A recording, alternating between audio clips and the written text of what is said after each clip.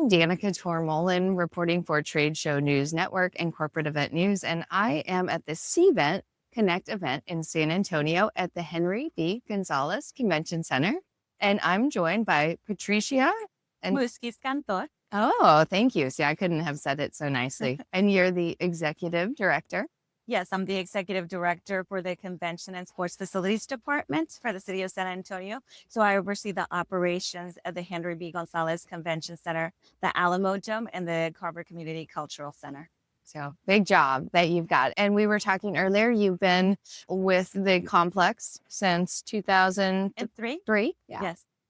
Yes, I've been in this position. And how long? I've been in this position 5 years as the executive director. I was the assistant director before that for another 5 years. And then I've been the rest of the time as a finance director. So I have a background in finance, and that's how I came to this department. So you took over as executive director during COVID. Is that right? I took over as executive director. Actually, I've been longer as an executive director. I was appointed back in June of 2018. So that makes it seven years. I was here in 2017 for IAE, back again for this event. So let's talk a little bit about some of the things that are happening, some construction that you might have going on, some plans, some excitement that you have here. Definitely. Right now, we are undergoing a feasibility study, studying probably expanding the convention center another 200,000 square feet of exhibit space, adding more meeting room space, another large ballroom. We're looking right now something that's bigger than our 54,000 square foot Stars at Night ballroom. So that's your largest ballroom. Right. Yeah. Currently, yes. And we're looking to build something bigger than that. So tell us about the mix of events and business. You were talking about when we were off camera that you're at 73% occupancy for this building. Yes. So the mix of business. The mix of business, mostly association business, but with the help of Visit San Antonio, I do have some corporate business also in the building. A little bit about that business. What else can I tell you? It's been right now, I feel like we are capturing more larger quality business with the help of Visit San Antonio, and the expansion really has helped us in that. And I think those larger quality pieces of business are not only generating more revenue for our facility, but also they have more hotel room nights tied to those. So it's great overall for the community and for this building. So tell us about some of the events, maybe some of the big events you have this year in the back half of the year. Yeah, definitely. Pretty soon, in the next couple of weeks, we're going to have the International Society of Technology and Education, the ISTE, with about 12,000 attendees.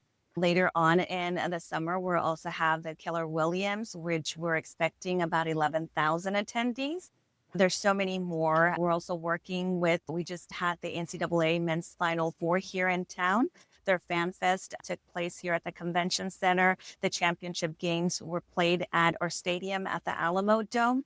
Over 65,000 for each of those championship games. And right now we are working with them, planning for the 2026 volleyball championships, the women's volleyball championships that will also take place here at the Convention Center and the Alamo Dome, and also planning with them the 2029 women's basketball, women's Final Four.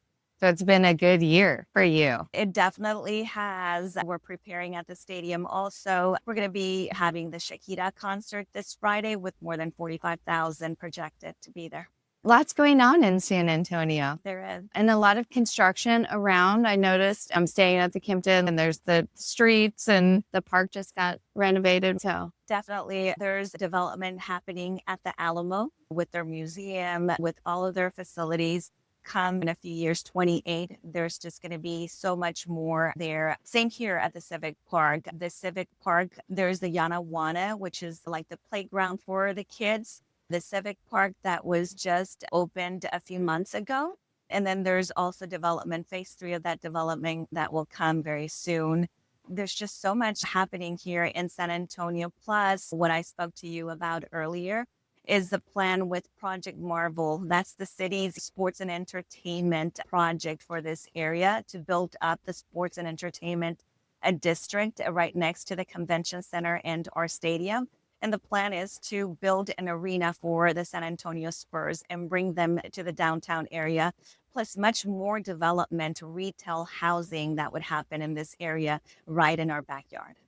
One of the things I like about the convention center that I think a lot of our readers and listeners would like to know is all the indoor and outdoor spaces, and the civic park is right out there. So maybe talk about some of the unique spaces, because not every convention center has so much outdoor space. Yeah, we have the Plaza Merida. Visit San Antonio uses that every fiesta, what we call our fiesta. It's a week, actually 10 days of partying in San Antonio, but they do bring some clients and they have a reception in what we call Plaza Merida. The backdrop to it is this beautiful mural that dates back to 1968 and also overlooks another beautiful mural called The Confluence of Civilizations that was done also by another artist, O'Gorman. We have the LDR room, which is a Texas theme room that opens up to a grotto and to a river walk. We have also our Stars at Night terrace. It's a 5,100 square foot terrace that overlooks downtown San Antonio. And then our main plaza, the entry to our main lobby, it's been used by so many groups to have receptions out there, food trucks, you name it. We have a Broken Crust, which is another area that comes with an artistic pizza place that is used for ICWs. Gosh, there's just so much here, so many different areas at the convention center that can be used by our clients. There really are. One of the other things with your 73% occupancy rate, and the convention center hosts, according to what I found anyway on the research, 300 events with over 750,000 delegates. So what are some of the trends that you're seeing from your clients who are utilizing the spaces differently? Are you noticing anything different in the last couple of years with requests and using the building? Definitely. I think that clients are gravitating more towards spaces that are a little bit more dynamic, collaborative, and more technology advanced. So definitely we're seeing that. For Cvent last year, it's like an entertainment. The Stars at Night was used like an entertainment arcade where you had full writing in there, where you had little cafes that were built. You also had, I think they had a game where it was like a human arm where people would go down and grab a prize. It's being used so many different ways. Our Hemisphere ballroom, another client has built a skating rink in their roller skating. So a lot of different, but it definitely, I think they're looking for versatile in places, and definitely that can adapt to different ideas. That can build out to an experience. I think it all boils down to, we're seeing it too, that people want to have experiences that are memorable when they're on site. Definitely. And not just going to a meeting and sitting amongst four walls and listening to somebody. So that definitely is changing. When you said you're on regular calls, like with other convention centers and other GMs and executive directors, what do you think are some of the unique services or amenities that your building offers, this convention center offers, versus maybe some other convention centers? Definitely the areas that I spoke about. I don't think that a lot of convention centers have many of the areas that we do that allow for that flexibility. Also, the walkability between our ballrooms is a great feature that we have. But the one thing that I hear over and from our repeat customers is our people. Definitely, we have some event managers that have been here that have been here with us for a very long time. And our clients just expect them. They look for them, they search them out because they know that they're going to get quality service from them. How many people are on your team overall? Here at the convention center, we have about 250 full-time employees. And like I said, we're municipally owned and municipally managed. What are some of your favorite, like maybe an insider tip for people who are coming here? What would you recommend doing around here that you really enjoy?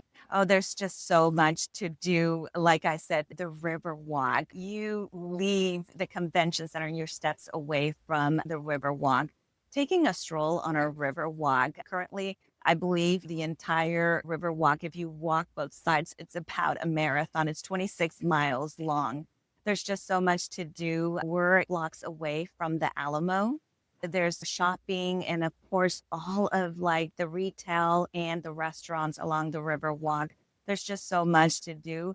But again, who knows? We might be having a concert at our stadium when attendees are here, when people are visiting us. So definitely look that up. It really is so much to do within walking Mhm. distance. You can walk on the river, walk for a long ways, and be able to visit attractions just stepping out of the convention center, which is really nice feature for attendees and exhibitors, because exhibitors that want to host parties at different places, there's lots of options that are really close by. And if people want to step Yeah. outside, so that's a really nice feature to have.